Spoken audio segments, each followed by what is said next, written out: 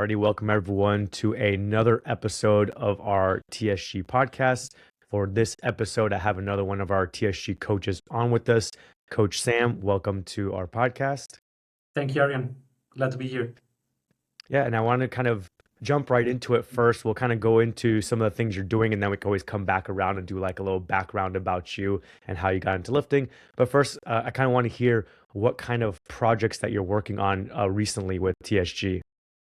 Yeah, so for the past couple of months, we've been working on updates to the AMS, the athlete management system that TSG is gonna release soon. We're basically done. Like yesterday, we agreed that we're done.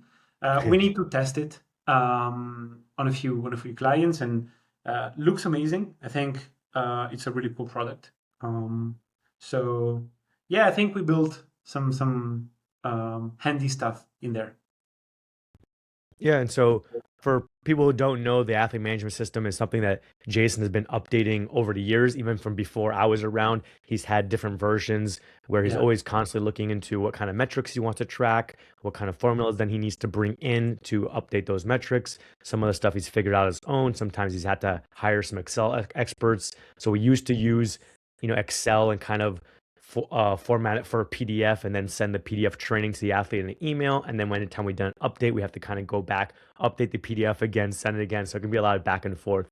Then more recently, we switched over to Google Sheets because Google Sheets has a lot more features now, and now it can be live. So anytime we make an update, we can immediately have the athlete see it. And anytime they update their training journal or anything else like that, then they can kind of see, we can see what updates they're doing. And so it's kind of been a big step forward in making it easier for us.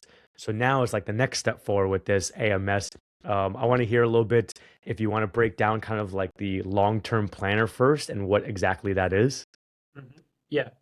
So basically, the long-term planner is basically a tab where you can write all of your program for squat, bench, and deadlift. And it's really easy because basically every row is 1 week, and every column is one session.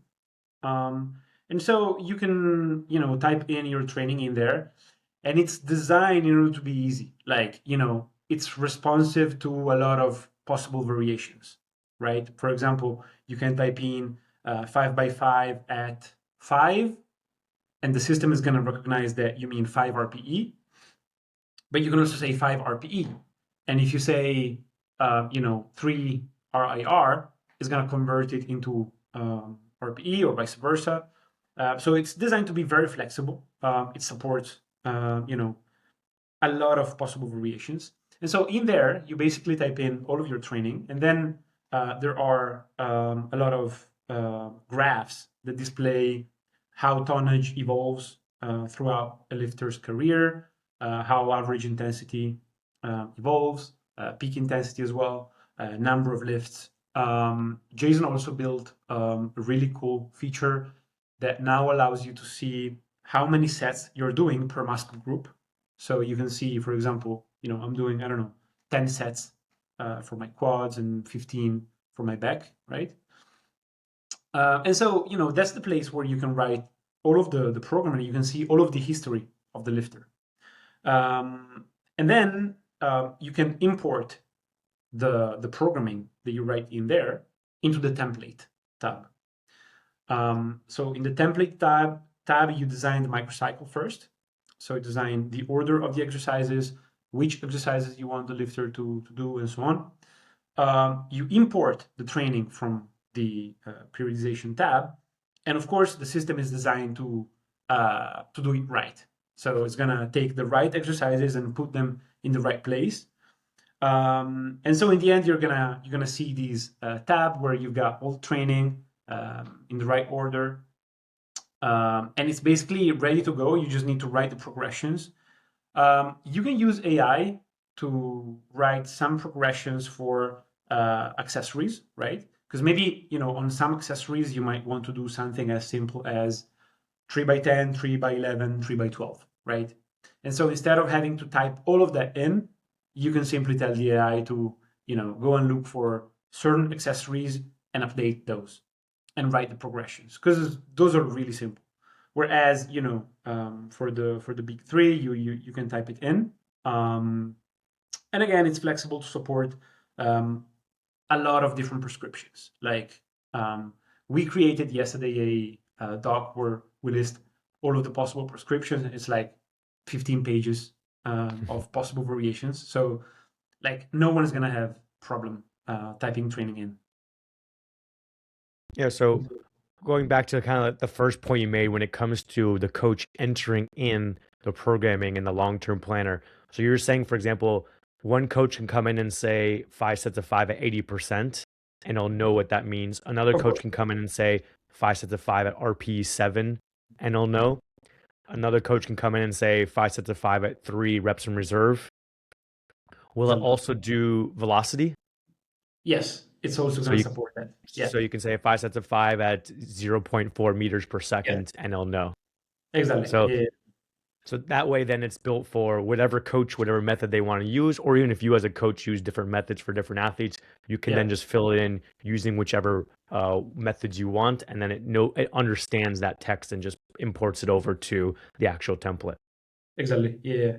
And the idea is exactly that, like being super flexible and being, accommodating towards any kind of training philosophy.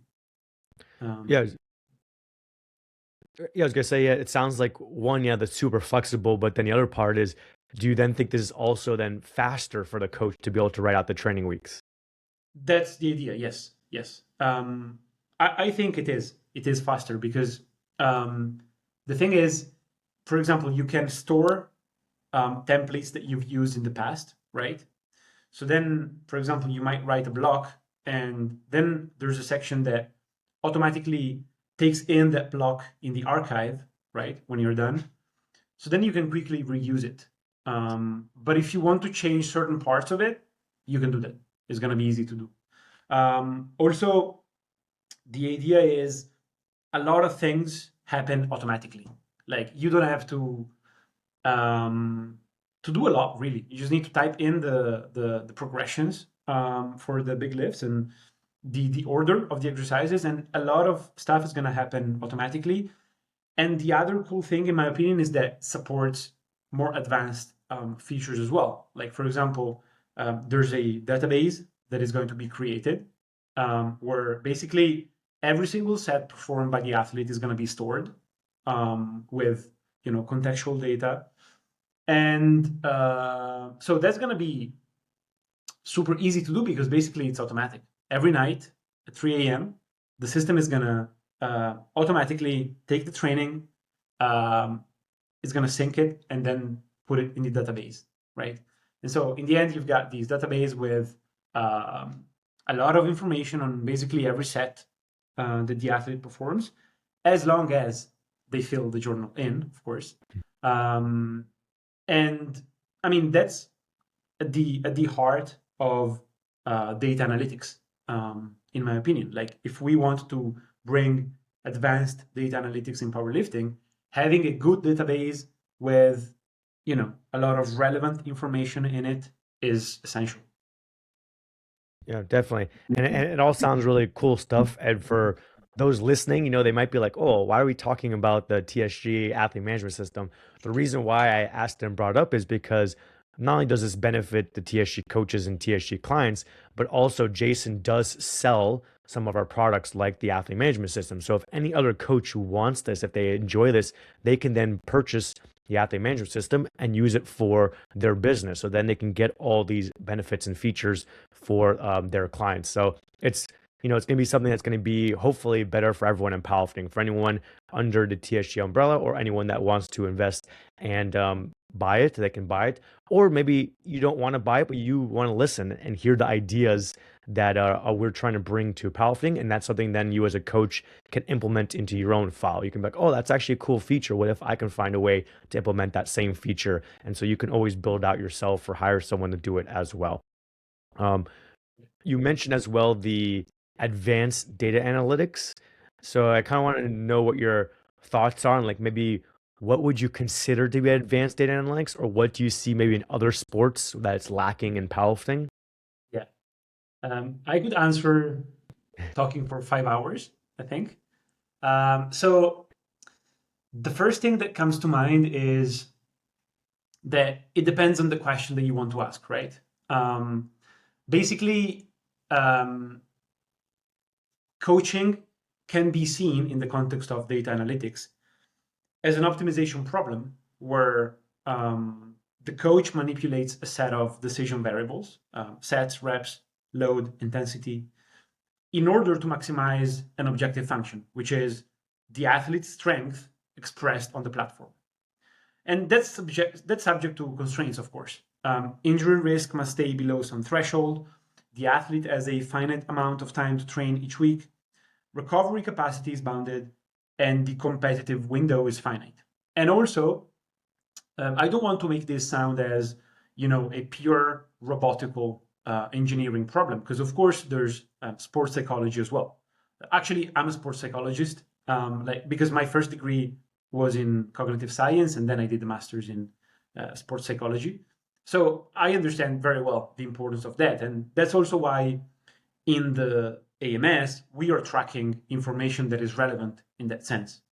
Because of course you shouldn't see the athlete as a machine, right?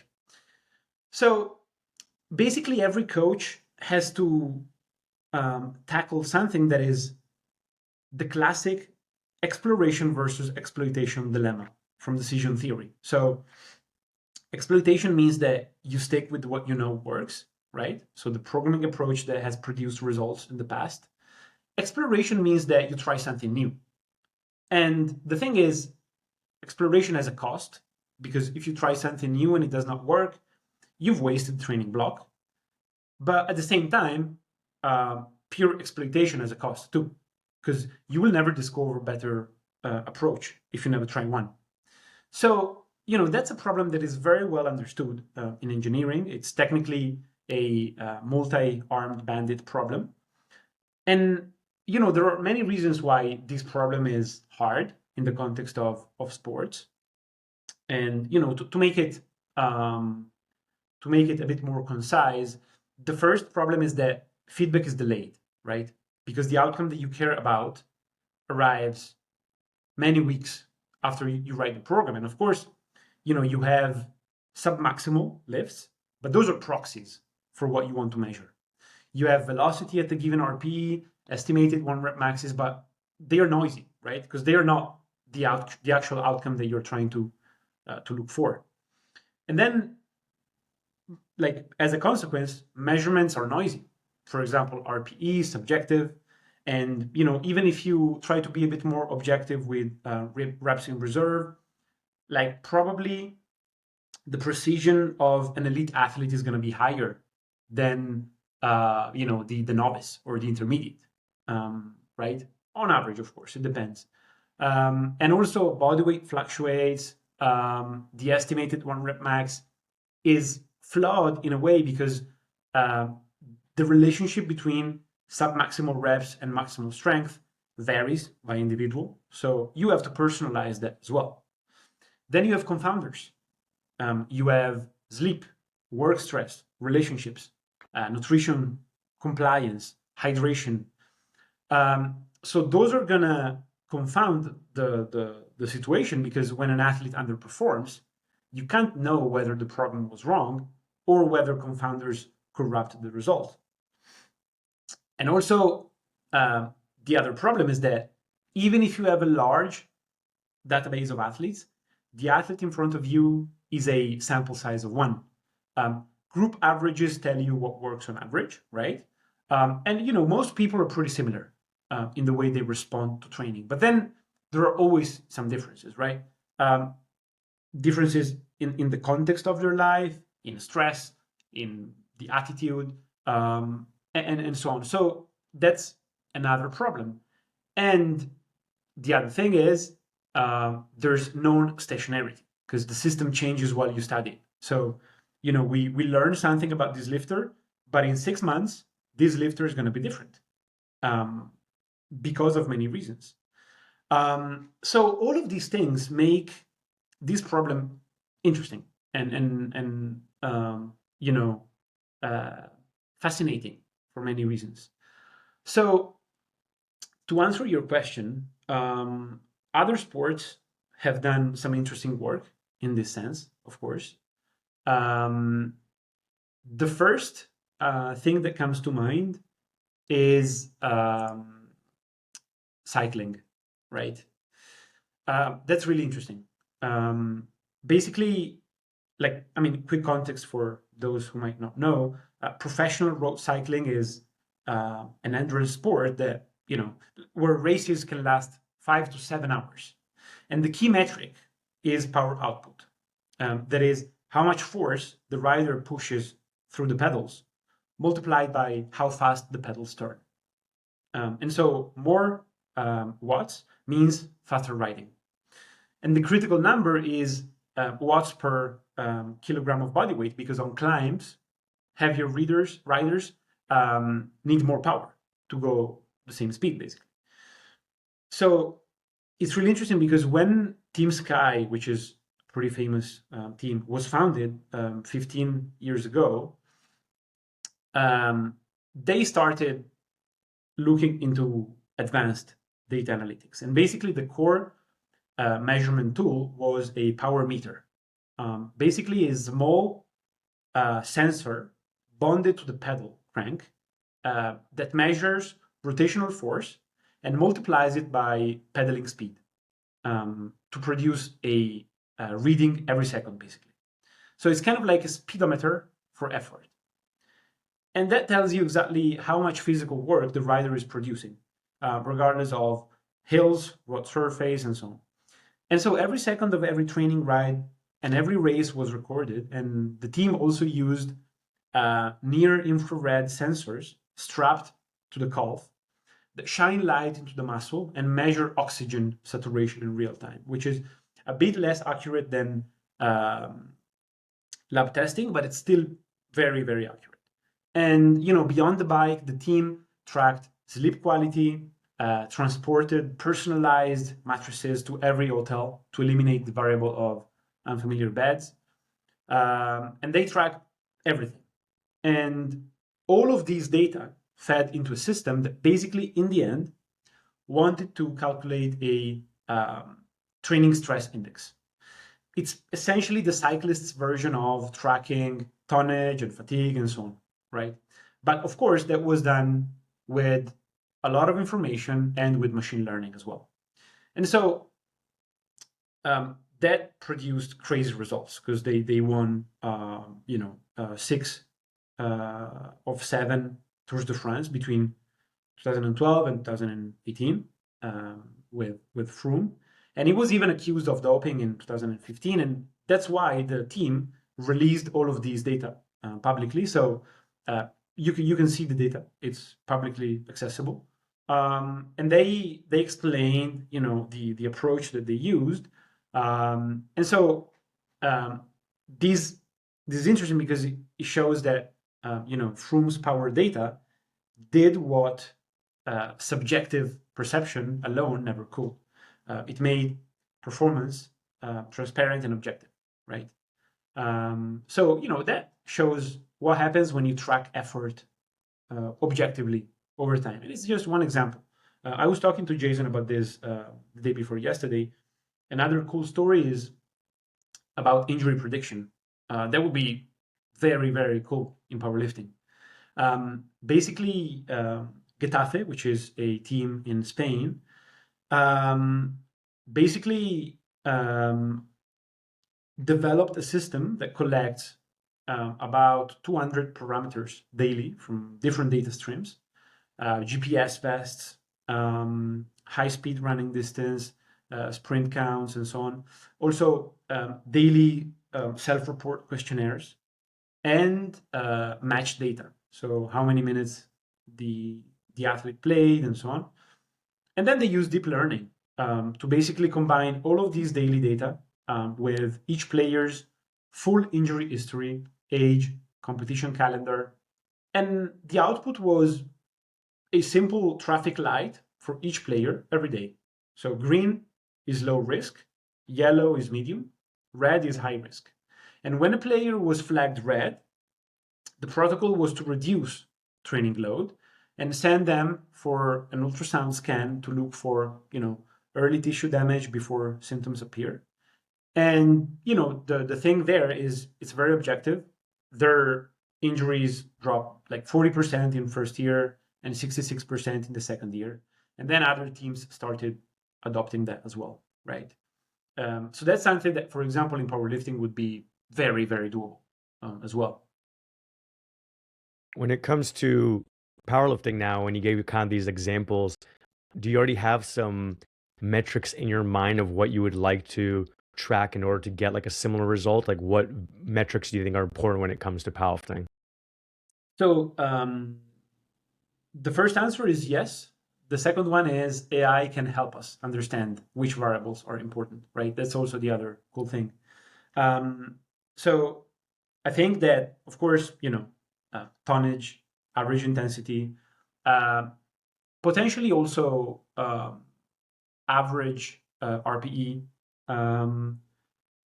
I would say all of the contextual information as well. We know that stress plays a big, big role in injuries, right? You prescribe the same training program to someone, they're going through a lot of stress, they might get injured. They're not going through any stress and they blossom, right? So that's important as well, for sure. And then another thing that I think is interesting is motion capture. With motion capture, you can really reconstruct the body in 3D. And I know that TSG is working on that. You can, reconstruct the body in 3D, and you can detect early symptoms of possible movements that the AI could find to be correlated with injuries, right? So you start to see that, random example, your knee caves in, right? And you see that every time that happens, an injury happens. Of course, it's not as simple in the real world, but it's just to give an example. And basically you end up with this bunch of data, and then you use machine learning to find patterns. Yeah. Yeah, it's important that you mentioned the stress aspect because I always kind of bring that up as an Yeah. example of when I was in university. We had our powerlifting team, and so when we're part of a team, a lot of times we're running the same program. And so and you may have even this experience as well. We had our friend who was like going through grad school and doing the same program as us, and we're all getting stronger, and he's not getting stronger at all. He was like stuck for a year or two of not progressing.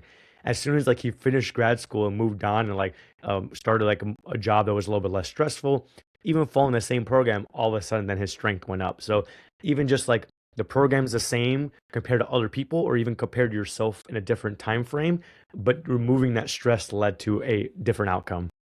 Definitely, yeah. But also, like during COVID, we did see that, right? Because like a lot of athletes, of course, that might have had stressful lives during COVID, had an easier time in terms of stress, and it was different. Yeah. Yeah. Um, yeah. So I think that that's definitely an idea. And then you know as I mentioned, AI can help you understand what is actually valuable, right? So an example is this. If you think about companies, they do customer segmentation and they've been doing it for years, right? So you have customers, you want to learn more about them, but you don't have the answers. So the only thing that you have is their behavior, right? You don't know which clusters they're in, also because the very definition of clusters changes depending on the variables that you look at. And so with customer segmentation, for example, what you do is you take a few variables and you basically map customers in a hyperdimensional space where they get separated nicely based on those variables. And so that's a way of potentially finding structures and patterns in data using AI. And technically, this is called unsupervised learning. That's because it's not supervised by a label. It's unsupervised. And, that's another interesting thing. that you can do. Like, for example, given these database with all of these training metrics and all of these data, can we find clusters in the way people respond to training? Because that's interesting, right? Because then if you have those clusters, that's something that is going to make it easier for you at the beginning to speed things up and find the right training for an athlete with higher likelihood. Because the thing is, the population level, of course, doesn't explain everything about the individual, but it still counts. And so you can look at this, I would say, in a hierarchical way, right? Because you've got the big population of all of the powerlifters. You've got the sub populations, and they might be based on IPF points or body weight and whatever. And then you've got the individual lifter ultimately. And looking at the population can tell us something, the subpopulations can tell us something else, and the individual lifter, of course, is gonna provide the most valuable information eventually. And so, yeah, like I think that the field is pretty. I mean, it's basically non-existent, right, in powerlifting. Like, I only know of a few studies that tried to, do some kind of data analytics in powerlifting. So, like, to my knowledge, no one has done anything significant with machine learning or deep learning or AI. So basically, like, there are a lot of ideas that are still unexplored. Yeah, I like that the idea of like, yeah, you may not even know as a coach what exactly to look for, but then you can then use the AI to be like, hey, here's all the data, and have the AI try and figure out, hey, this is what you should be looking for, or correlating, like you said, these Yeah, subpopulations. For example, I know people always talk about, generalities with different subpopulations, like, oh, you should train men differently than women, or you should train masters lifters different than like a junior open lifter, or you should train a 120 plus different than a 59 kilo lifter. And yeah, so sometimes, yeah, those things are true because we've seen evidence maybe within that subpopulation, which is why we're making these generalities. But then oftentimes you'll see there'll be outliers. Like, I know I train a lot of masters ones, masters twos, master threes, that I don't have to do anything different with their programming compared to my open lifters, because the recovery rate's just the same. They respond to the programming just the same. But their assumption might be like, oh, well, I'm a master's too. I can't train the same as I could when I was in my 20s. And so I think then that can be beneficial to use something like AI to then come in and be able to find better patterns and maybe individualize and say, hey, you don't have to change this person's training, or hey, maybe this person falls into a different group. yeah, exactly. Yeah, absolutely. And like, to provide a bit more clarity about this as well. Ultimately, it depends on the question that you want to answer, right? Because there are different levels that you can go at. Like, the first one is descriptive analytics. Like, you're asking what happened. And I mean, it's funny to me that in powerlifting, there's actually there's no consensus about this. Like, not everyone does descriptive analytics. Like, some people believe that you can just write your program on your notes and that's it. You don't have to look at the metrics. You don't have to look at what happened in training, tonnage, and so on. You just write your training and follow your intuition as a coach and your experience, um, which is something that in elite sports is taking a different turn, right? Because I don't want to say that the coach's intuition doesn't matter. What is evident is that in elite sports, the coach's intuition relies heavily on data as well now. And you can see that in every single elite sport. So the first one is descriptive, but again, it's interesting that in powerlifting, we don't agree about that, right? And that should be the basis. So there you just ask what happened. Like, for example, your athlete um, uh, did a 4-week squat block, and with descriptive analytics, you see the average RPE, the tonnage, and so on. And that provides some information. It might explain certain things, but it's the first basic essential level. Then you can go deeper, right? Because you can go to diagnostic analytics. With diagnostic, what you try to do is answer the question, why did that happen? A premise that I should make is that, technically speaking, we can't really understand why. That's because of the points that I was mentioning at the beginning. Like, statisticians make a very sharp distinction between correlation and causation. You can observe that athletes who train with higher frequency tend to have better totals. It's difficult to conclude that higher frequency caused the better totals, because it is equally possible that better athletes tolerate higher frequency, or that coaches prescribe it to more advanced athletes, or that these athletes are also more disciplined about sleep and nutrition, for example. What you can do is you can build diagnostic plausibility, right? So it's never going to be certainty. For example, if velocity drops when volume exceeds a threshold, if the relationship holds across multiple athletes, multiple blocks, if it is consistent with physiological mechanisms, and if it disappears every time the stimulus is removed, then you have a reasonable case for a causal relationship. So that's the premise. And in this context, you can look at, for example, okay, my lifters bench press stalled in week 7 through 9 of a training block, despite volume and intensity progressing as planned. So diagnostic analytics would involve looking at, adjacent variables. Did sleep quality decline? Did body weight drop unexpectedly? Was there a spike in volume or a drop?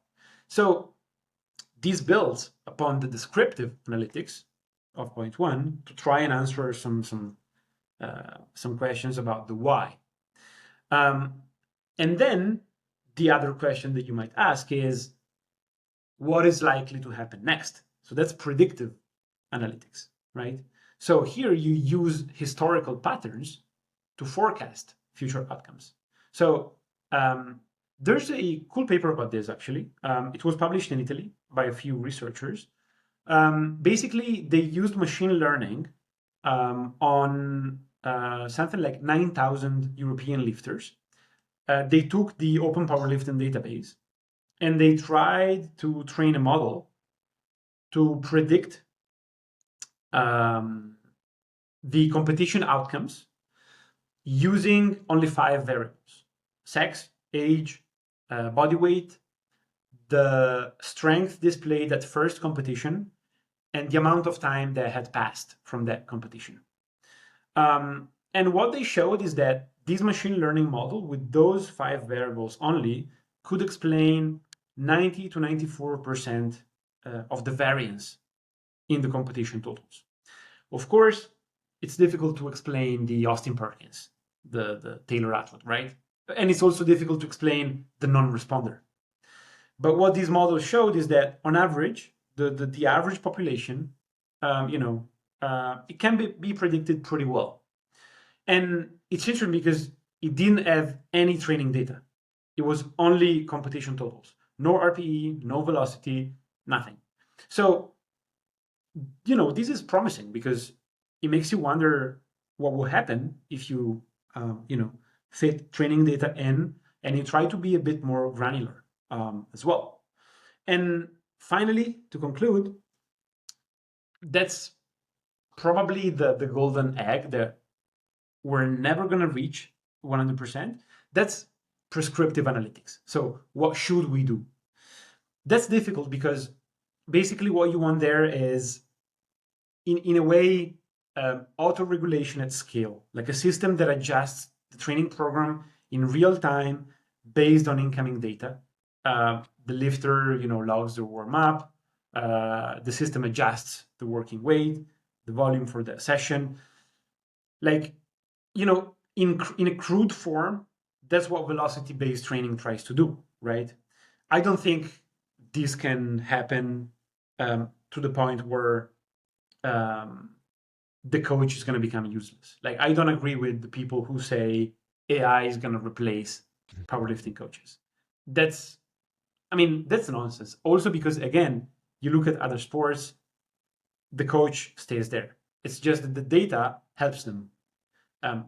More data is there to help the coach make good decisions, right? So those are the 4 levels that I can think about, right? You describe, you try to answer the why, you try to predict, and you try to prescript in certain cases. It's definitely very interesting, and I think that's like the end point is kind of what everyone is hopes for or thinks maybe is what when you hire a coach that what happens, and they don't realize, like you said, there's all these other variables or noise involved, so it's hard to know exactly why things are working when there may be change in body weight, there may be a change in stress levels, there may be change in other factors as well, injuries, that kind of stuff. So there's all these things that we have to consider beyond just like, okay, I gave you this kind of training, your sleep is good, your nutrition's good, your hydration is good.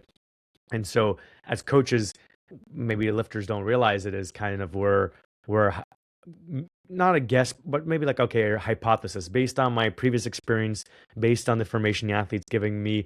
This is what I think will work well for them. Let me try this 4-week block and look at the results, try and figure out why these results occurred, and then make changes and try another 4-week block. And then over time, the more I'm working with the client, then the better and better I get of knowing what works well for them and what doesn't. And so hopefully with this kind of stuff, like with AI, you would just speed up that process. It would give you maybe a better initial idea and then a better diagnosis to then be able to more rapidly get to the right points. Yeah, and also something that is really important, in my opinion, is the relationship that you build with the athlete as well, right? Because in some cases, there's no compatibility between the coach and the athlete, and in the ways they think and so on. And it's like you can do everything right, but if there's no and this is not scientific at all. It's just an opinion, right? But based on my experience, what I can see is that when there's not a good relationship between the coach and the athlete, when there's friction, it's difficult to make things work. Whereas sometimes when the relationship is really good, which doesn't have to always be the case, right? You don't need to be friends with all of your lifters at all. But when the relationship is really good and there's mutual respect and trust and so on, like the lifter sees that you put work in, you care about them, that's gonna play a role too, right? And that's something that the AI cannot do. Yeah, agreed. And I would also maybe add in there that powerlifting seems like a weird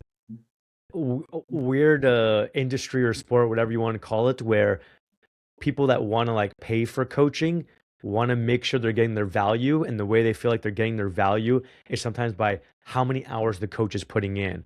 Oh, well, if it takes him longer to create my training by hand, one by one, then that means like, oh, I'm getting my money's worth. Where in every other like industry, things like speed are important. Like, hey, if I'm ordering a hamburger from a drive-through, I want it as fast as possible. I don't care how you're making it or who's making it. I want the end result. So in reality, in powerlifting, you'd want a coach that can like use AI to build everything out for you faster, get you all the information faster, be able to make the adjustments better, be able to diagnose things. So even if it took the coach 10 minutes of work rather than 2 hours of work, it doesn't matter if the result is the same or even better for you on the other end. Yeah, no, that's very interesting. I think it's because in some cases the athlete, like in part, they also lift because they want to show something to their coach. They care about the fact that the coach is putting effort into the work. They think about what the coach might think if they fail or if they win, and you build this relationship which is based on some of these assumptions. Sometimes like it's of course you don't have to overdo it, right? At some point it becomes weird, but I think that we've all seen that with most lifters, if you show that you care and that you put effort in and that you spend more time working for them, they feel appreciated. they feel important, right? So that's very interesting for sure. Yeah, and I think maybe the more efficient, for example, our athlete management system and our long-term planner is to be able to like start a new client up and Mhm. like get the template going and everything like that, then I could put more time towards like the communication aspect with the client. Yeah, Because yeah, now, okay, if I only have, let's say, an hour for a client, okay, I'm getting them with their programming faster, I'm getting their videos analyzed faster. Now instead of like 30 minutes and 30 minutes, I can now do this in 15 minutes, and I can spend 45 minutes talking with my client, answering their questions, explaining things further, that kind of stuff. that's a good point for sure, for sure. Yeah, Yeah, so then they'll hopefully get more out of it. And yeah. it's also interesting what you mentioned as far as like the advanced data analytics and the AI and like other sports. Mhm. And maybe one day we'll get those things more in powerlifting. But yeah, just interesting to see in other sports because I watch, football, basketball, hockey, everything like that, how it's almost going across like all areas. So you had mentioned like the analytics and AI, maybe the coaches or teams use, but also there's even like now for like football, Amazon uses like their Amazon Web Services or whatever analytics to create this schedule for the year. So now they're like using AI to then be able to understand which teams might match up better on which weeks and less travel for the teams going across the US and everything like that. And figuring out like holidays, what teams should be playing on Thanksgiving or Christmas. So now they're using all this like machine learning or whatever exactly is to build out schedules. Or even, for example, for football, like to try and figure out whether the ball was across the line for a touchdown or a first down. Now they use like high tech cameras and computers to just analyze where the ball is, where the first down is, and then mark it rather than having a few human physically do it. Yeah, exactly. Yeah, yeah. No, I mean there's wearables as well, right? In rugby, that's recent. That's from a couple of years ago, I think. But in rugby now, they mandated that all of the professional players worldwide wear mouth guards made by a company, and basically each mouth guard has a flexible circuit board inside a shell, which is custom for the athlete.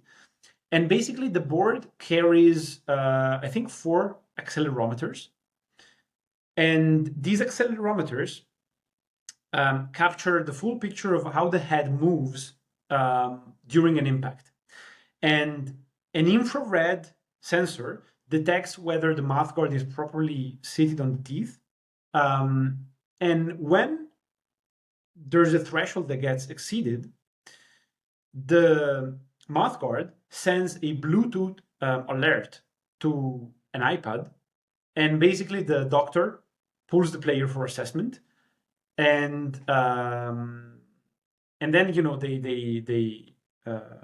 they try to clear the player if everything is all right, and if everything is fine, the player can go back. Otherwise, they study the situation a bit more. So that's really interesting, right? Because in that sense, you're trying to prevent possible damage like earlier on. So that's another example. It's also used for scouting in other sports. Like for example, I know that Liverpool um, actually decided to, and then of course, another point in some of these stories, Jason made a good point about this, is that you always have to be cautious about the marketing, right? Because for example, the cycling story, that's like publicly accessible, like it's you can see the data, right? This story that I'm about to tell, you don't know, could be marketing in a way. Like it's always difficult to say, right? But I know that Liverpool uses analytics to decide when they want to purchase a player or not. And when they purchased Momo Salah almost 10 years ago, the decision was made because of certain data that was showing that basically the the expected outcomes when Salah was playing increased. So he had a big impact on the game. That's also a stat that you can see in the NBA, right? It's the plus minus, right? So it's nothing crazy. But it was almost 10 years ago. And the coach wanted to purchase a player, but the let's say the analytics team stepped in and said, we think that based on data, Momo Salah could be a better purchase. And so that's how the story went accordingly. But I mean, actually, that story is not even crazy because that's been happening for like a lot of decades, right?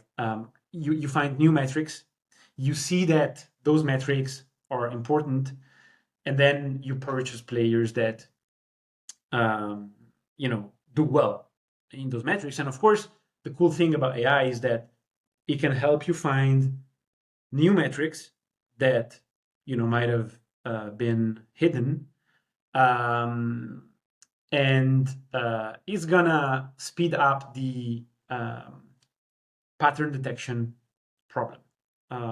That's also the same with baseball. Like I know that in baseball, at some point, um, like at some point, and again, some quick context for those who might know how baseball works. Uh, a pitcher's job is to throw the ball so that the batter cannot hit it well, right? And different pitches move in different ways. So what makes a pitch move is spin, how fast the ball rotates and in which direction. The slider spins sideways and darts laterally. A curveball has top spin and drops sharply. And the grip and the wrist angle at release determine the spin.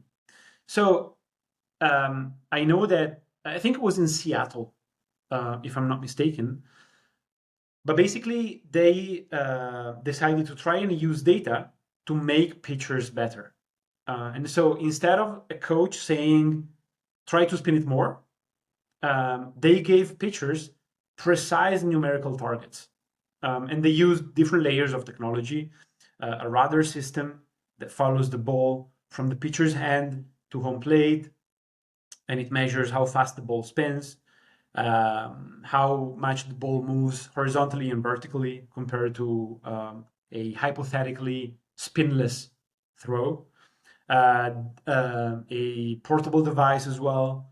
And so the feedback loop there is that the pitcher throws, immediately sees the spin data on a monitor, watches the slow motion footage showing the finger position that produced it, adjusts grip or wrist angle by a few millimeters, and throws again, like hundreds of iterations per session. And basically, what it produced is that like the team posted the metrics and their sliders improved by a pretty wide margin. And that's not hard to believe. It makes sense, right? Yeah, yeah, definitely makes sense. I know like here in the US it's already been pretty big that like yeah, if a team wants to trade for a player, they may do like a, medical report to make sure everything is cleared as far as injuries. The coach may then on their own manually try and see like whether that player would be a good fit on the team and looking at the players like previous videos and stuff like that, analyzing. So now you could just have like maybe AI come in and assist with some of those things to see whether it's a good fit on your current roster and those kind of things. And like you said, for baseball, you might have multiple pitchers on your team. So then it can maybe help analyze how many left-handed pitchers you should have versus right-handed pitchers, how many pitchers that can, depending on the rest, be able to play a number of games back to back, those kind of things. And so, yeah, then it can analyze those things that maybe the coach is doing manually. So maybe one day we'll have it where some kind of AI will then go and like look at athletes like open powerlifting, see their progression rate and how competitive they are in their weight class, and then be able to tell you like, oh, you should sponsor this athlete because they're improving at a rapid rate or something like that. I mean, if powerlifting makes it, that's gonna happen for sure. For sure. Yeah. Yeah. Makes sense, right? Yeah. Yeah. And I always thought it'd be like pretty easy. I know like a lot of the federations are against it, but like in other sports like baseball, they track the speed of the pitch that's thrown. That could be Mhm. something easy too for powerlifting, just from like the spectator viewpoint, is like just tracking the velocity of the barbell and be able Yeah. to compare that for someone's first, second, and third attempt. Yeah, yeah, of course. Yeah, like ultimately, uh, up to a certain point, things are feasible now already thanks to data collection, right? Because the technology that is needed for most things is not crazy. Like, for example, injury prediction, it's doable, right? You just need data. But then if you look at other sports, like, I mean, Formula One is crazy. It's crazy. Like, I don't know how many, I don't know how much money they invest in this technology, but I know that like a modern car carries something like 1,000 sensors that measures, every single aspect of the car. And all of these sensor data is transmitted live from the car to the pit wall and back to the factory. And then they have these cloud computing infrastructure where they run billions of simulations on a single race day. And they try to ask different questions, right? For example, what if a safety car comes out on lap 23? What if track temperature rises 3 degrees? And then every Grand Prix basically produces terabytes of data. But you need an infrastructure that right now would be impossible to have in powerlifting, right? But that's insane. That's insane because based on these data, they do make certain decisions that might be counterintuitive. There's a Grand Prix from a few years ago that was pretty crazy because at some point the simulations identified a strategy that was, I think it was about the tires. Like the strategy was saying avoid the hardest tire compound, and they managed to win the Grand Prix even if it was like completely unpredictable because the guy was like 10th. And it seemed unpredictable. It didn't make sense from a human point of view, right? But you need a lot of money for that. So Yeah. Maybe in powerlifting we get to like 1% of that, or maybe a little bit less yeah, than that. that would be great already. Yeah. Yeah. I also want to take a step back real quick because, people may not know who you are, and it seems like you have a lot of knowledge when it comes to AI, when it comes to what's going on in other sports with data collection, everything like that. Is if you just wanted to let us know as far as like your background first and your degrees. I know you have like multiple bachelor's and master's degrees, so let us know Yeah. kind of what you've been studying.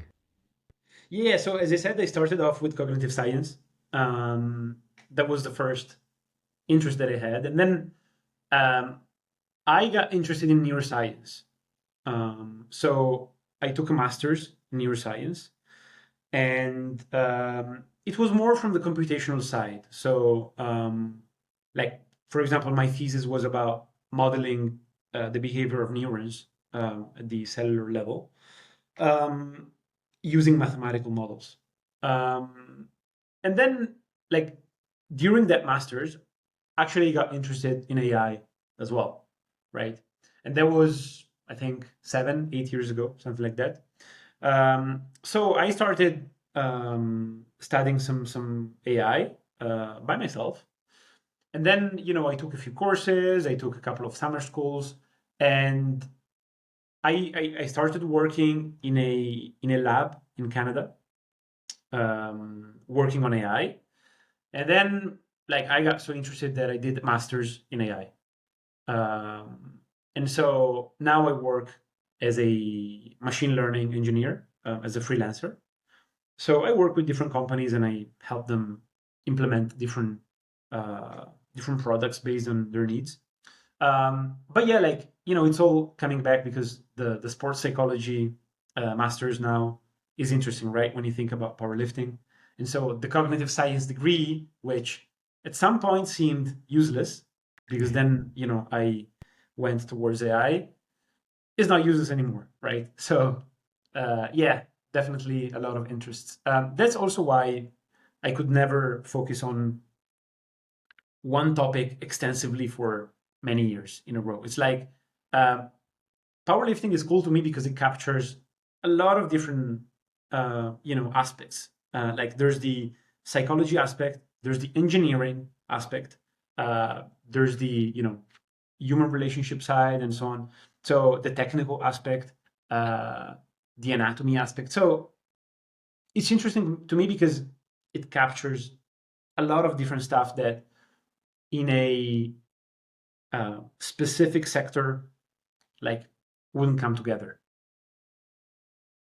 When it came to your master's in AI, what year did you finish that? That was 3 years ago. Okay. And has Yeah. a lot changed in these last 3 years since then? Yes, definitely. Definitely. The last three So, years have been crazy. They yeah. have been crazy. So I guess you have to like constantly learn what's the newest stuff because maybe what you learned in school is like outdated at this point.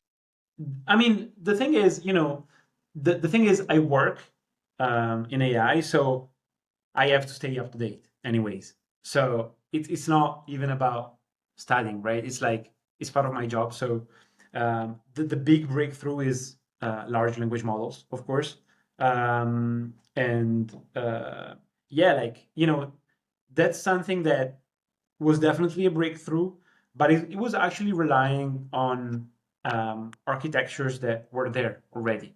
So, if you understand the basics, you understand large language models as well pretty quickly. But yeah, definitely, it's a field that is evolving very quickly. It's attracting a lot of money. So yeah.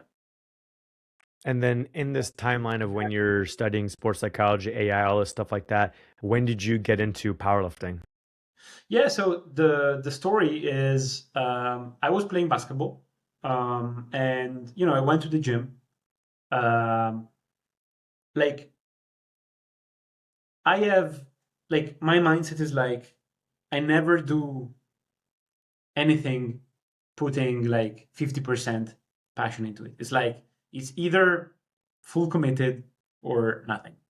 So, I was playing basketball and I went to the gym, but it's like uh, I went to the gym and I studied, strength training. I got interested into that. I was like, okay, that's cool. Like, how do you go to the gym in a way that is not random, in a way that can maximize your expected outcomes, right? And so that was in 2021, I think, because I was in Canada, so five years ago. Um, yeah, yeah, 21. And so, I got interested in that, and I started strength training.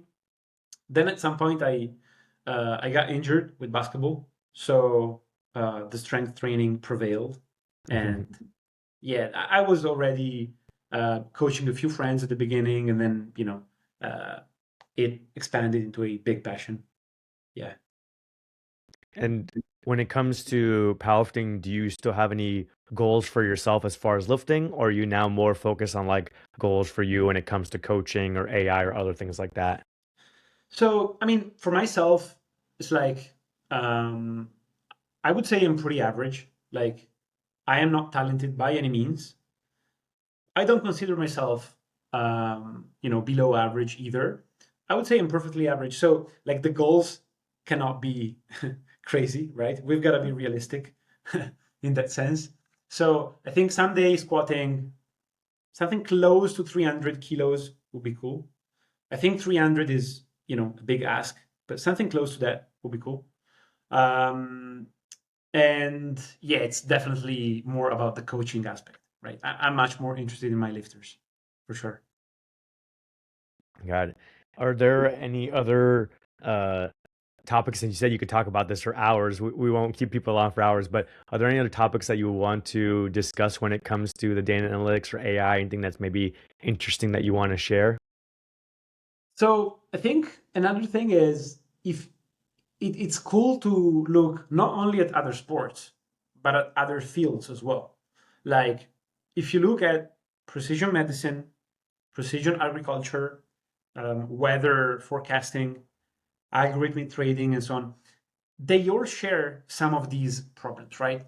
If you think about precision medicine, a doctor prescribing a drug faces the same problem because the drug was tested in a randomized control trial on thousands of patients and showed a statistically significant benefit on average. But will it work for this specific patient? We don't know. So with precision medicine, which is still pretty young, we try to use genomic data, biomarkers, and machine learning to predict individual drug response. And it faces very similar challenges. The data requirements are pretty big. There's ethical constraints on experimentation, uh, and it's difficult to observe counterfactuals. Um, like, my lifter did very well with this program. What would have happened if he had done another program? We'll never know that, right?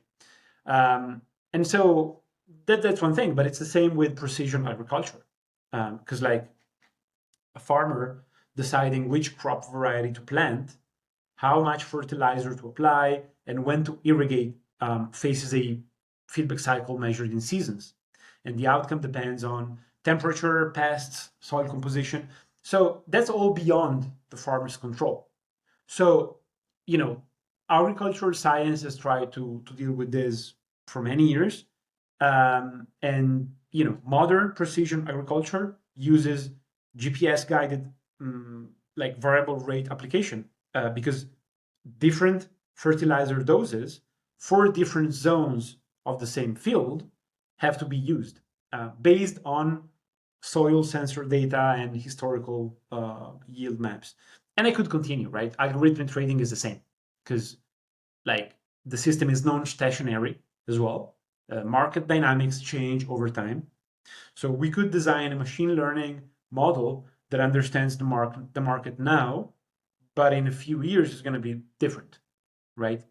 It's non-stationary, and feedback is noisy as well, because how do you know whether a profitable trade is a lucky outcome from a bad strategy or a great strategy, right?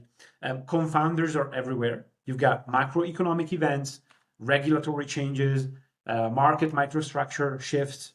And so what quant finance has responded with is rigorous backtesting, ensemble strategies, trying to derive insights from your database in a way that is as validated as possible.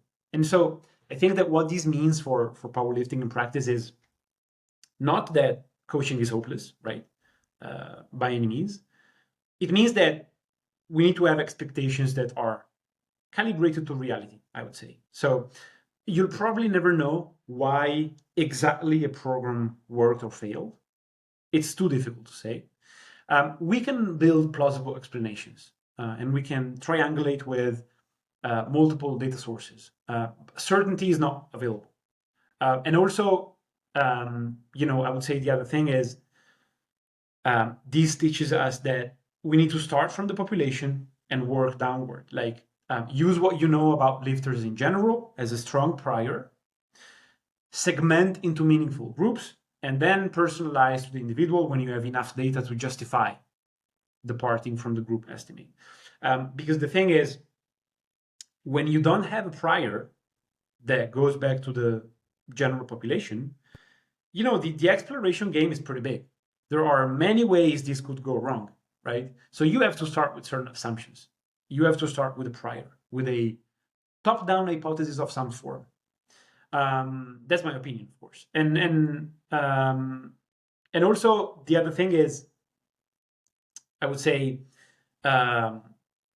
more data helps, but what really matters is consistent, standardized collection.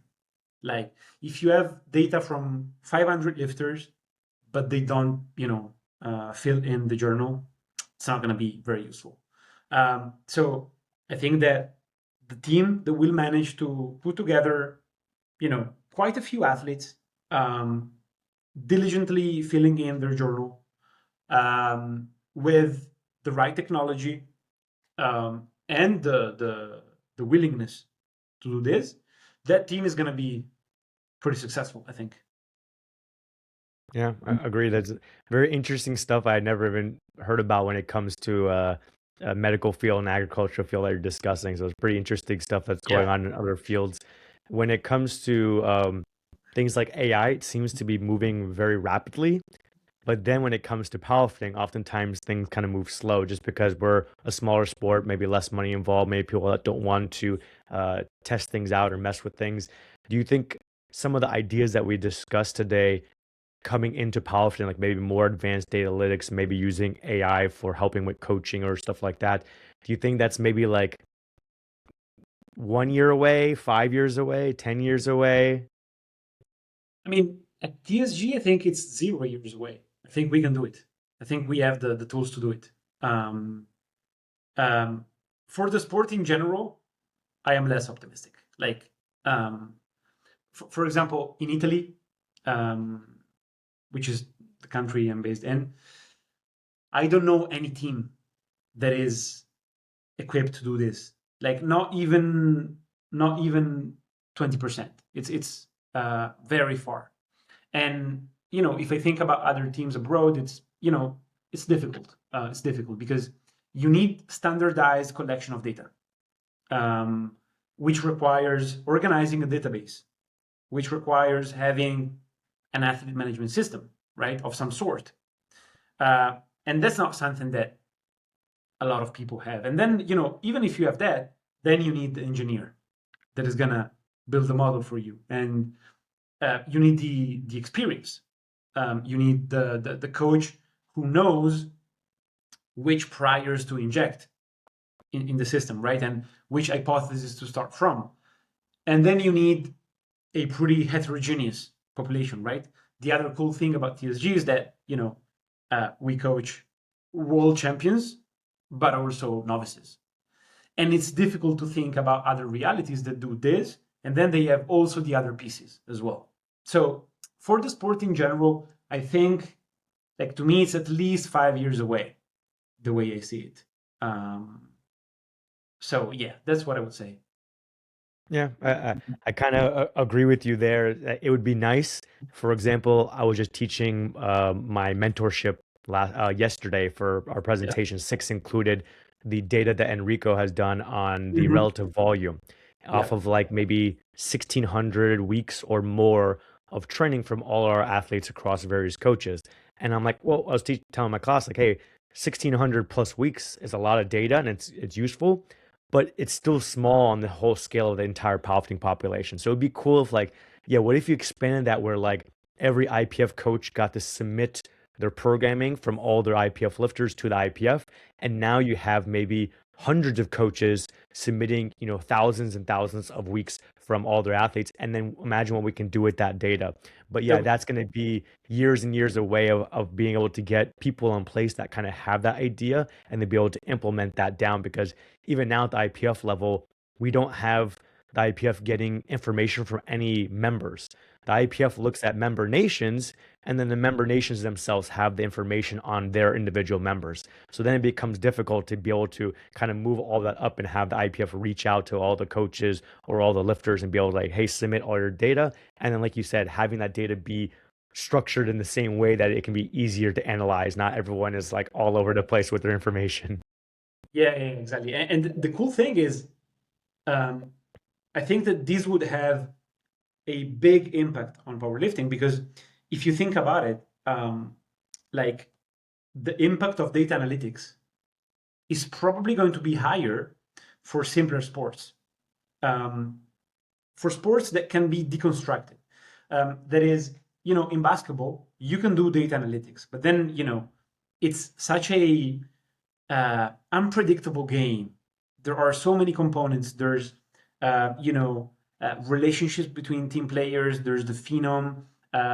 There's a lot of stuff that could go wrong, and there's the psychology of how the game might evolve. In powerlifting, we have that as well, but it's to a smaller scale. It's simpler, right? So the other thing is, in powerlifting, we train in a way that is much more specific. That is, it's much closer to what we're going to do on the platform compared to other sports, right? Because, like, we squat, we bench, we deadlift a few times per week, at a decent intensity, like 70, 80, 90%. Um, Quite often, with the same exact variant that then you're going to bring to the competition. In some cases, it's going to be high bar, low bar, but it's still, still very close, right? Whereas in other sports, they don't have that opportunity. In basketball, you don't play basketball games every single day, right? It's more varied. And so I think that in powerlifting, data analytics could have a great impact. And that's also interesting, right? Because, right, in the last years, we've seen crazy numbers that like would have been crazy to think about a few years ago. So my idea is that as new talent comes in and as advanced data analytics comes in as well, like who knows what an 83 might do in 10, 15 years, right? Yeah, I definitely agree there. And sometimes I even think about like beyond that is like imagine what like again, if we talk about just IPF, what they can do with the data from a business standpoint. Mm-hmm. Because you like you're saying, as far as the sport itself is simple, but also from the business, it may be beneficial to look at things to continue to grow the sport because the sport's growing pretty rapidly. But it seems like maybe in the last few years, depending on what region you're in, maybe it's leveled off a little bit, maybe it's come down a little bit membership. And so as a business, you want to know, well, why is that going on? So if you can collect more data on your customers, then IPF can look at things like retention rates. They can look at things like lifetime value of a customer. They can look into which regions are growing more rapidly or which ones they need to invest more money into. And so there's like a lot of things you can do beyond just like the coaching aspect when you think about the entire sport.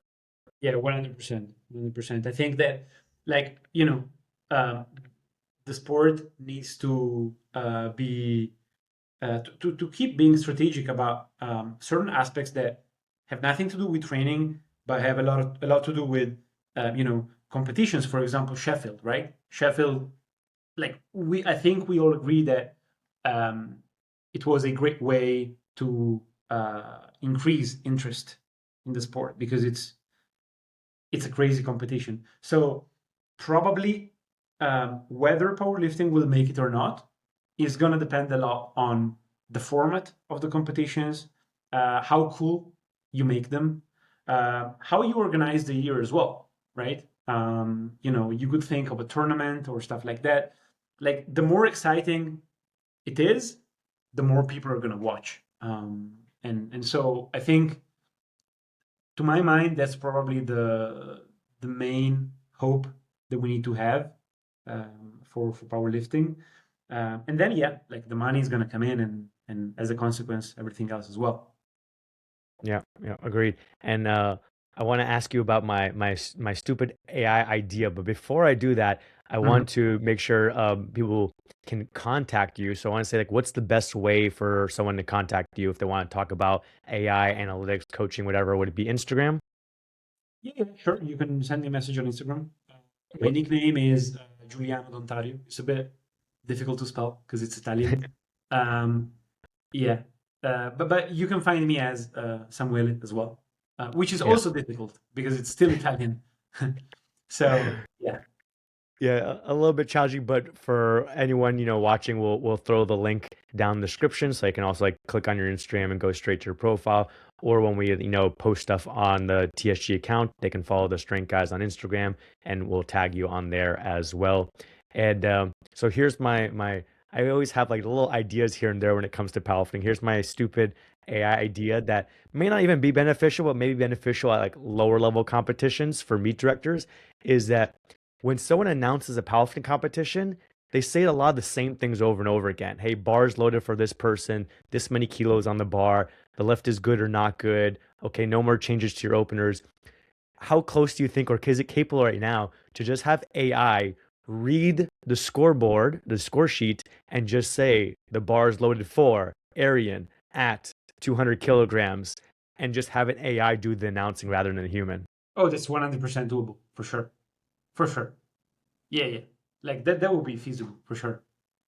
Yeah, just something I thought about because nowadays, there's all this AI videos and voice Yeah. generation online and everything like that. And I'm like, well, they already have the AI voices that can say anything and they can mimic your voice too if you feed it the Mhm. data. Of And course. so then you could just feed it the data of your voice and then have it just read the score sheets and be able to say those words in the right Yeah, positions because you're just training it.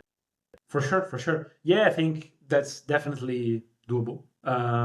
There's many things you could do that are not that difficult. Because like, when it comes to like, I don't know, predicting injuries, that's a bit more complex, right? Because like, yeah, it's it includes more variables and it's difficult. But these things, something like the example you described, that's perfectly feasible for sure. Yeah. Yeah. 10 years I, ago would have been more difficult, but now it's doable. yeah, I always think about like, when it comes to a powerlifting competition, a lot of things are volunteer based, or you get a small amount of money or hotel Yeah. room cover or something like that. And so, like, what are ways that we can like save money for meet directors so that we don't have someone running the computer and then doing a paper copy, someone else running the time, someone else announcing? It's like, well, we can maybe uh systematize some of these things either using AI or whatever else like that. Like even now when you put in a attempt in, or when you hit good lift on a score sheet, it typically runs a 60-second clock for you automatically. Now you Yeah. don't have to have someone run the clock for you. Hey, if you're running a local meet, you can't afford an announcer, there's no one local, you can then run the system that will at least say the required things for you and announce it. And you can even then have things like even the score sheets say like when it's the top of deadlifts, hey, bar must be clean just to remind the spotters and loaders, and like have Yeah. things like that just kind of automated built into the system. Definitely doable for sure. For sure. Yeah, yeah, no, that's, I mean, there's a lot of ways you could improve the situation of competition. Another one that comes to mind, obviously, is for referees, right? It That's technically feasible, but it's much more expensive. The same technology that allows uh, referees in football, uh, I would say soccer, to detect an offside, that same technology could be pretty valuable to detect, whether a squat was below parallel or not, right? It's the same exact principle. The problem is that you need a lot of cameras that are expensive. And so it's going to be a very big investment. So, that's feasible, but the budget is not there, probably. Yeah. Yeah, I know people always ask about that, and yeah, there's multiple problems of like, hey, is the camera going to be blocked by the spotters, or do you put a device on the person, then you have to take on and put on a device on every person, or what if they try and alter it so they can then squat high and the machine says you hit depth or something like that? And so yeah, there's a multiple different factors there that are kind of holding us back on top of obviously the money. Yeah. Yeah, no, I mean, the best way would be you put uh, 50 cameras around the room. Those cameras look at the lifter from every single perspective, and they construct a 3D body version, right? And even if there are obstructions from certain angles, with the other angles, the camera is going to be able to build a very accurate reconstruction, because we see that in soccer all the time. So that's definitely the most solid way of doing it. Because, for example, a few years ago, I actually trained a neural net to solve the same problem, that is detecting whether a squat was valid or not. And it's just because I was curious about it. Um, the approach was, I basically took screenshots of a lot of different squats from a lot of different athletes, and some of those screenshots that displayed a squat that was below parallel, other squats were above, and other were at parallel, right? And then I labeled the data set. So some images were above, some images were at parallel, and some images were below. And then I simply trained the neural network to basically learn the mapping, um, and then try to detect the same thing for new images that were not seen before. And it did pretty well, but the problem is that it's not like, it would mean that you have to take a screenshot in real time of the last inches and then send it to the neural network, and hope that the accuracy is as high as possible, but it's not going to be as accurate as computer vision cameras, because in the end this is like the sensitivity has to be like millimeters. You can't use a sensitivity that's like 1 centimeter. It's too much. So really the best way would be having cameras, but it's expensive. Yeah. And maybe for certain errors, you can get away with fewer cameras, like head coming off the bench. Maybe you don't Mhm. need as many cameras for that. Or like with deadlift, since there's less obstructions, like making sure the shoulders are back at lockout, maybe easier to do with fewer cameras. But yeah, it still becomes like, okay, an investment. And then do you only do it at world championships? And then how do you start building that investment down to the lower levels? Yeah, no, exactly. Yeah, yeah. Like, I mean, it will be cool, will be feasible. The thing is also, you know, unlike other sports, um, it's the degree to which the referee has to interpret situations is a bit easier. It's like there's still the need for someone who interprets what's going on, but it's not like in basketball where you've got contact and you know 10 possible interpretations of the same rule every time and people that debate. In powerlifting, it's easier. It's literally like physics, right? Does this part of the body go below or above these other parts of the body? That's it. You just need to be precise at measuring like which part of the body you're talking about. So Yeah. yeah. Yeah.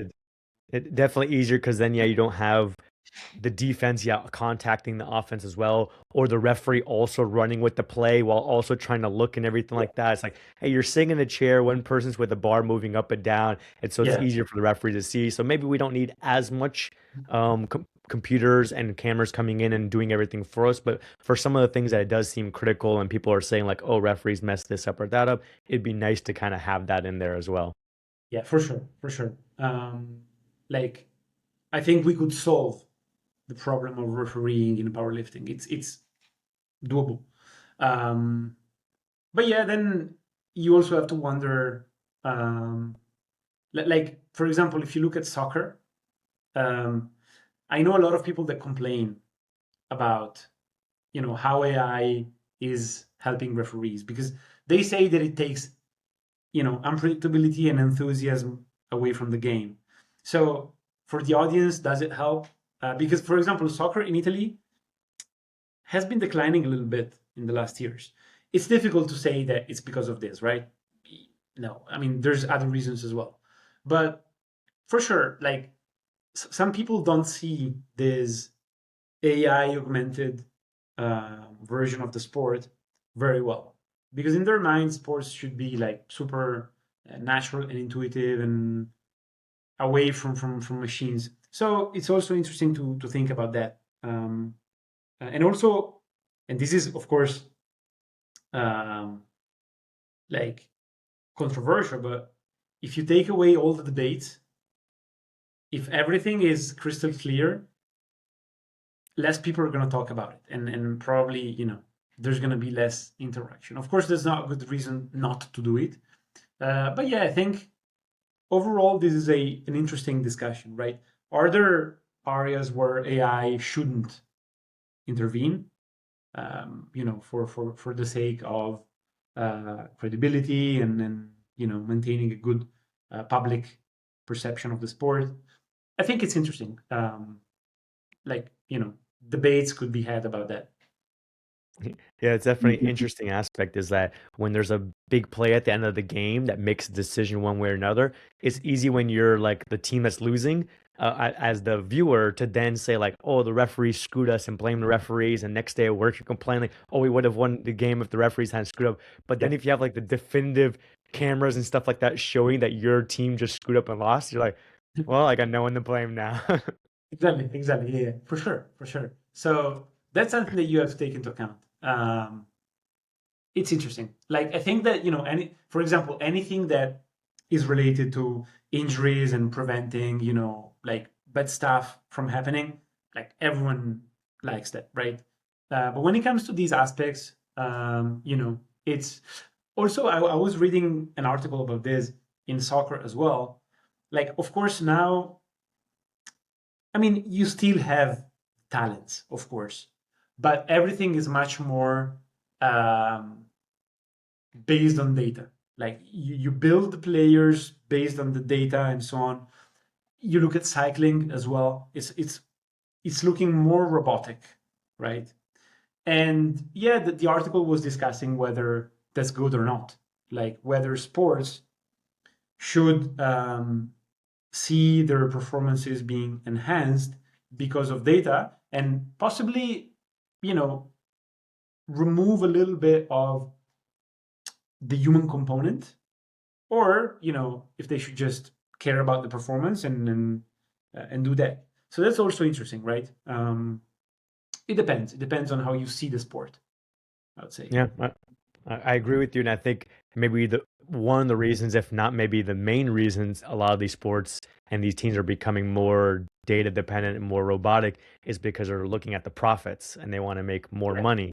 And so exactly. like that's why they're going towards that. So for powerlifting, obviously there isn't as much money involved. In different areas, there's no money involved. And so we don't have that yet. So yeah, maybe that's a benefit that we're more like human forward when it comes to our sport and being volunteer based and everything like that. Yeah, yeah. That would be for the glory, right? And just because you have passion for what you do, and like um, when I think about implementing, you know, those things that we discussed in powerlifting, of course, I'm not thinking about the money. I'm thinking about the passion, the willingness to do something cool, um, the desire to see people lift more because of this. But it's not like in basketball or in soccer where it's mostly about the money, of course. Yeah. Yep. The last thing I want to throw out, I don't know if you've been following it all, but next week we have our U.S. Nationals Oh yes, coming up. So I was just wondering if you had maybe a weight class you're interested that you're going to watch, or maybe a lifter that you're interested to see how they perform. yeah. I mean, I think the 93 kilo class is going to be insane, right? I think that's the obvious answer. Hmm. Um, it's unfortunate because Brandon Petrie, I think, is not going to compete in the end. So yeah, he's not going to be there, but still, it's going to be insane. I don't think there's ever been a weight class that was so stacked in a single competition. So very excited about that. It's gonna be 1 a.m. in Italy. I'm gonna stay up. I'm gonna regret that on Sunday, but I'm gonna stay up to watch it because it's probably gonna be one of the best competitions ever. Like insane. So that's one for sure.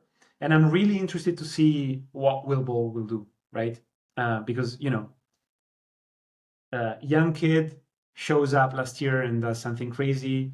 But then, it's always interesting to see how he's going to perform at a competition against the veterans, against, other elite people. So it's going to be insane. I think, um, like, the cool thing about the US is that nationals is going to, like, he's getting so competitive in certain categories that the turnaround for worlds is difficult to handle, right? Because you are in the 93 kilo class, you win nationals, but then you don't have 10 months before worlds. So you have to quickly turn around and go for the next comp. And we saw last year with Keiko, it was difficult, right? Possibly in part because of that. So it's something that is unique to the US. In other countries, we don't have that. So that's also going to be very cool. The 83 kilo class is going to be super cool as well. Um, Jaden Lowe coming up from like very unexpectedly as well. Um Taylor Atwood, Joe Borenstein. That's going to be insane. Like I think with Joe having competed Sheffield recently, it's going to be a tight battle. So um, really, really curious about those two. Yeah, I agree, and I know there's always been an argument about how to schedule our nationals for many, many years. And Mm-hmm.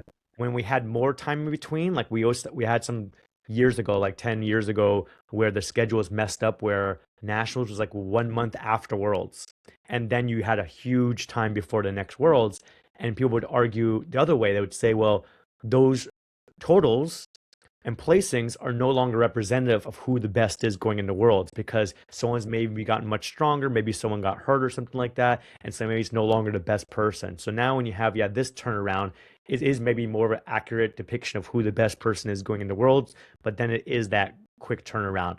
But we'll see as the schedule is constantly changing. Now we have Sheffield moving towards the end of the year. Maybe US will then shift their nationals up a little bit more forward into maybe February or something like that, give the athletes a little bit more time. But yeah, it'll be interesting. Do you have a prediction for the 93s of who will win or who you want to win? Yeah. So my heart. says Will Ball, because like I tend to be very interested in these young phenoms who come up out of nowhere and manage to do great things. So my heart says Will Ball, my head says Keiko. If he's in good shape, I think he's the most solid one. He's Mr. Perfect for a reason. So I think like if he's in good shape, he's gonna win eventually. But again, it's gonna be so crazy. Like I think for sure the lifter who wins has to do everything perfect. That's for sure. Because like one mistake, you're out. Yeah. Yeah, definitely with how deep it is. Like if you're maybe one versus one or one versus two or something like that, it's like, okay, maybe you screwed up on squat, but they screw up on bench, and then the other person screwed up on deadlift, or maybe you all screw up on bench together or something like that. But now when there's like I'm seeing seven lifters with Brandon Petrie, if he's out, then that's six lifters between 900 and 920 kilos nominated. So that means, okay, maybe three of you screw up, but the other three can then beat you because what if they're having a good day? So you basically have to like either everyone has to screw up for you to hope that you can still win if you mess up a lift or two, or yeah, you have to have that perfect day in order to beat out everyone. So yeah, I mean, Jonathan Kaiko tends to have those kind of perfect days. I haven't been following his training, so if his training is on point, yeah, he could be the biggest threat, being the veteran that knows his strength and knows how to execute on the biggest platforms. Yeah, for sure. But then again, like, Will Ball is so young, so you don't know like how much progress is made in these months, right?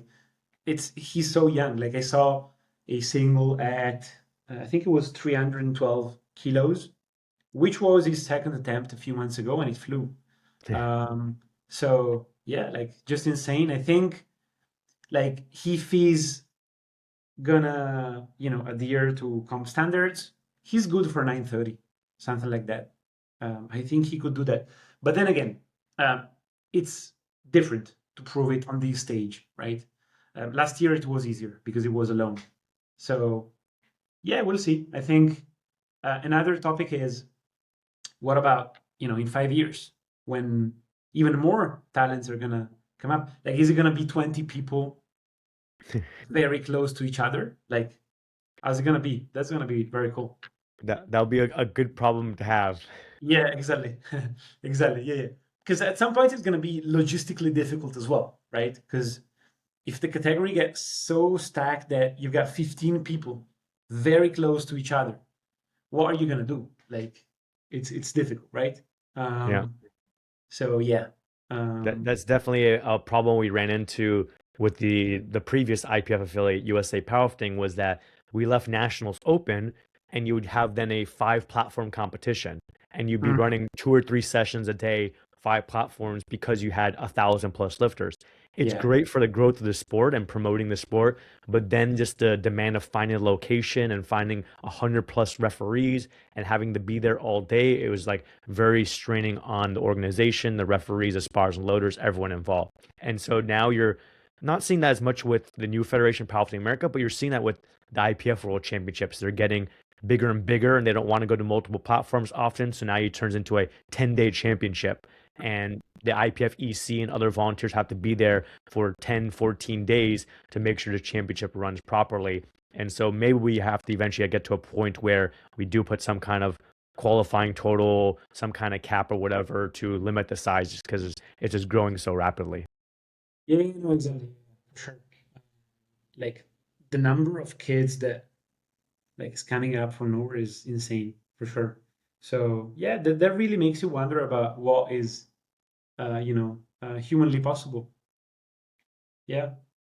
Yeah, I wonder because there's some formulas out there, I guess, that you can like measure your height, your wrist, like different joints and stuff like that, and it can maybe estimate what your genetic potential is of how much muscle mass to put on. Yeah, yeah, yeah.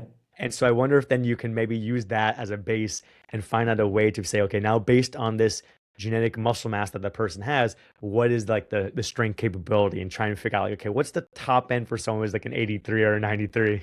Yeah, yeah, yeah. No, I mean that's definitely cool. I think it's um, like at some point, and that's also another interesting topic. At some point, there's probably going to be a plateau, right? In swimming, for example, you see that. Like in swimming, it's not like they break 10 records at every competition. It's difficult in sprinting as well. So that seems very far away now. But there's going to be a time where um, like many lifters are gonna plateau around the same total, and it makes you wonder about what is going to happen to competitions like Sheffield, for example. It's also worth mentioning that in other sports, for example, swimming, usually the advances are in part because of the technology as well, right? Because they use specific suits and so on, which were not available 20 years ago. And so they make progress. So I think that, in powerlifting, it's something that we don't have to worry about for now because there are so many advancements that we can make, again, with data analytics, equipment, and so on, the lifestyle of athletes as well. Like imagine if all the athletes didn't work and they only had to train, right? It's insane what will happen. So it's definitely not a problem that powerlifting has, but yeah, like it's gonna be cool to see how that evolves throughout the years. Yeah, and then when you need to, you just go to stiffer and stiffer knee sleeves to get a little extra on your squat, bump up that world record.